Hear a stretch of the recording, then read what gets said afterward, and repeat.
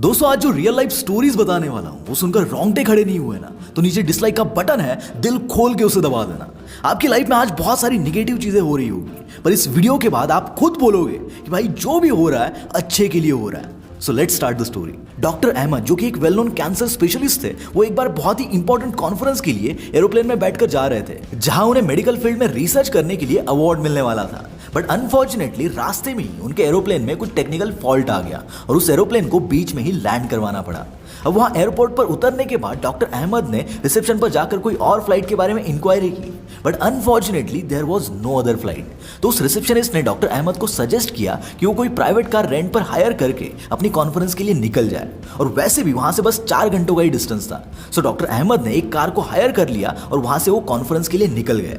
लेकिन शायद उस दिन उनका दिन ही खराब था। जैसे ही उन्होंने कुछ डिस्टेंस कवर कर लिया, अचानक से बहुत तेज तूफान आया और जोरदार बारिश शुरू हो गई, और बदकिस्मती से उनका रास्ते में एक टर्न रॉन्ग हो गया और वो किसी और जगह पर ही जाकर पहुंच गए जहां आसपास सब कुछ सुनसान था। तो बॉस डॉक्टर अहमद को लगा कि किसी को हेल्प के लिए बुलाते हैं, लेकिन बारिश की वजह से उनके फोन का नेटवर्क भी चला गया था।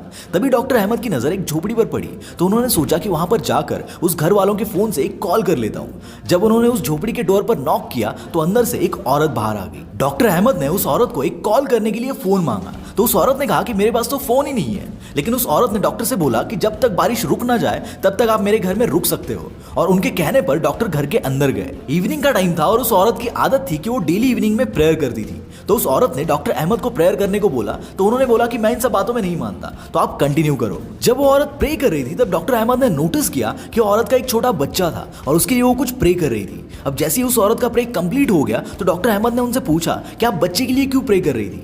तो उस औरत ने कहा कि मेरे बेटे को कैंसर है और मुझे बहुत लोगों ने सजेस्ट किया है कि कोई डॉक्टर अहमद है जो बहुत बड़े कैंसर स्पेशलिस्ट है और बस वही इसका अच्छे से इलाज कर सकते हैं। लेकिन वो डॉक्टर अहमद किसी दूर शहर में रहते हैं जहां मेरा जाना पॉसिबल नहीं है और ना ही मेरे पास उतने पैसे हैं कि मैं उसका इलाज कर पाऊं।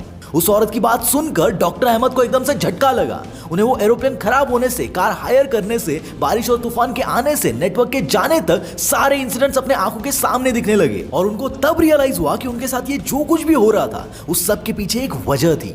और दोस्तों उस दिन के बाद उन्होंने चैरिटी में अपना काम करना शुरू कर दिया, बहुत से गरीब लोगों की कैंसर से ट्रीटमेंट करने में हेल्प की। अगर उनकी लाइफ में वो प्रॉब्लम ना आती तो शायद बहुत से गरीब लोगों का कैंसर से ट्रीटमेंट कभी नहीं हो पाता।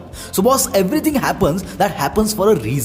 American talk show host Oprah Winfrey कहती है, I trust that everything happens for a reason even if we are not wise enough to see it. और ऐसे हजारों बिलियनर्स हैं जो इस बात से अग्री करते हैं। सो बॉस नेक्स्ट टाइम अगर कोई भी बड़ी प्रॉब्लम आपकी लाइफ में आ जाए ना तो साला बस इतना याद रखना कि भगवान बड़ी प्रॉब्लम उसी बंदे के हिस्से में डालता है जो बंदा उससे निपटने का जिगरा रखता है, और जो भी होता है अच्छे के लिए होता है।